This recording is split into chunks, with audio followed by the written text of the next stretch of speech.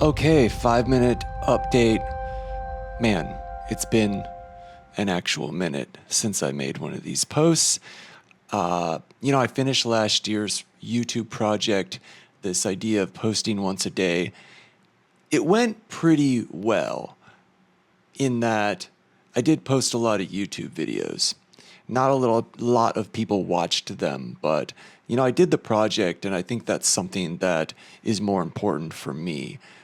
The the getting things done that I feel interested in or I feel curious about. And I think that's the main thing. So, something that I learned in the process, though, is that even though people don't really watch my YouTube posts, I actually enjoy doing it. There's something about making videos that I actually enjoy.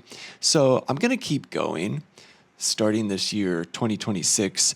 And instead of giving myself this kind of hard to accomplish goal, like I need to post every month or I need to post every day or whatever it is, I'm not going to do that. So I'm going to continue making YouTube posts whenever I want to.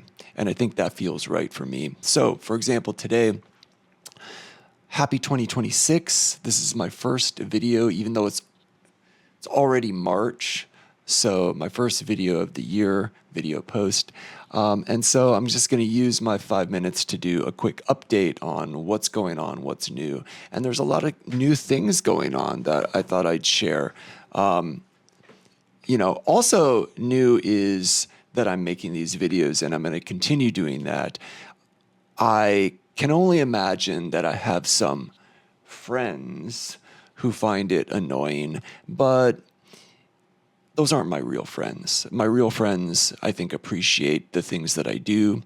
They appreciate my talent. They appreciate what I'm trying to do. And I think that fake friends and people that don't actually like me and don't support me are the ones that are going to find things like this annoying. So I'm trying to keep that in mind and move forward and don't worry about those people who think the things I do are annoying. They're not my real friends. They're not the kind of people that I want in my life anyways. So that's just something new for me this year to keep in mind. And now I'll just give an update of some of the things that I've been doing in 2026. One, I read this really good book, The AI Con. Even years ago, 2 years ago, about I intuitively felt there were a lot of problems with the whole AI narrative and the whole AI rhetoric. And a lot of that is just my personal feelings, but I recently saw this book, read it, and I love it. It's really solidified a lot of my beliefs that AI is interesting, it's cool. There's a lot of amazing things being done with it, but there's also a lot of hype and there's also a lot of problems, a lot of things I don't agree with it. And instead of being somewhere in the middle with it, I'm just going to go ahead and say that I am actively against the propagation of AI hype. That's what I'll say.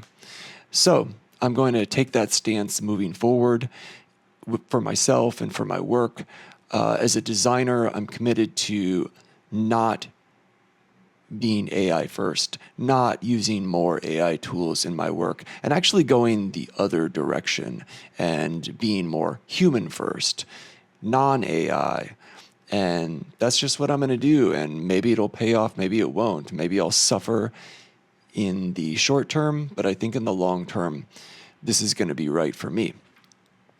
Another book that I finished the AI book, and now I'm reading this other book called Moral Ambition.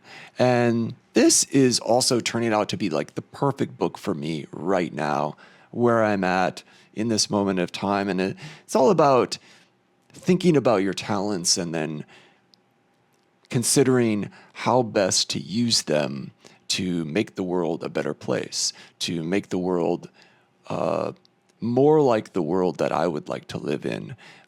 And so I've been thinking a lot about that and how I can do that. There's my 5 minutes, but I'm going to keep going. So I've been reading some books. I've been working on myself as well. I've been doing a personal brand workshop online with some workbooks and really trying to do what I do for clients, but for myself again, and think a lot about clarifying my own values, how I define things, what I want my personal brand to stand for and look like, and just kind of recalculating all of that and taking the time that I have to get clear on what it is I really want to be doing and why, what matters most to me. That's something I'm spending a lot of time on these days. And also I've been writing again. You know, it's funny, when I left the States back in 2009 for my year-long journey, I wrote a blog. My blog back then was called From Here to Over There. It was on the Google Blogger platform. I don't know if anybody remembers that, but that was like a primary blogging platform back in the day, and I used that. It was pretty shitty, actually. You know, even back then, it was kind of shitty, but it was like one of the main ones. So I used that, and I did write a lot. For that whole year of traveling, I think I wrote probably about once a week. And it was just like a travel blog. I'd write kind of personal stories. I'd write about my traveling. And that actually had quite a few readers at the time. And, you know, I eventually took that blog down. So none of those articles are available again anymore. And I noticed that, you know, throughout that year of writing, my writing obviously got much better by the end, especially my process and how I would form a blog post, form an essay. And so this year I've started a new writing project, and this project is actually a project led by Chris Do and launched by him. I got an invite to join this, and it is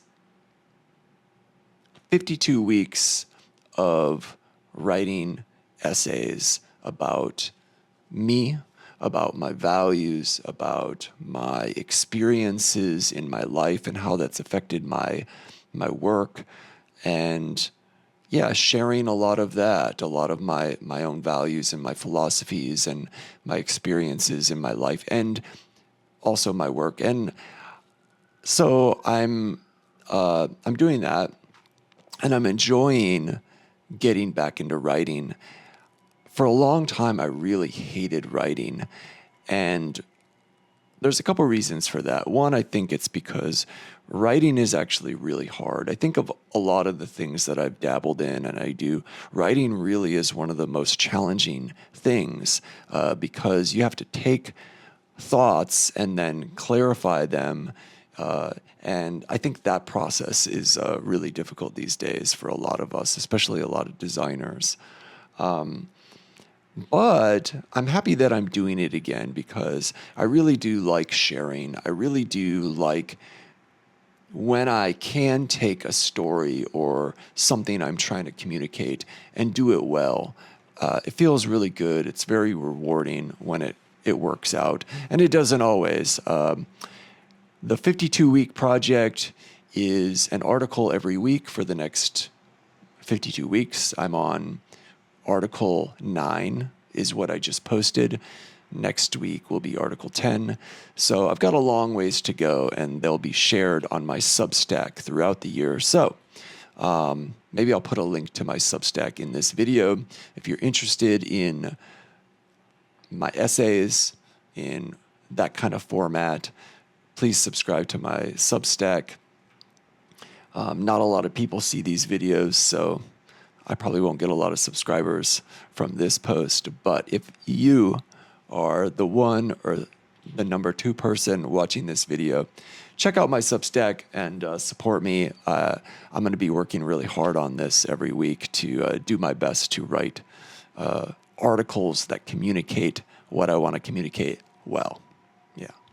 So yeah, that's what I'm up to, and that's my update for today. Happy Tuesday.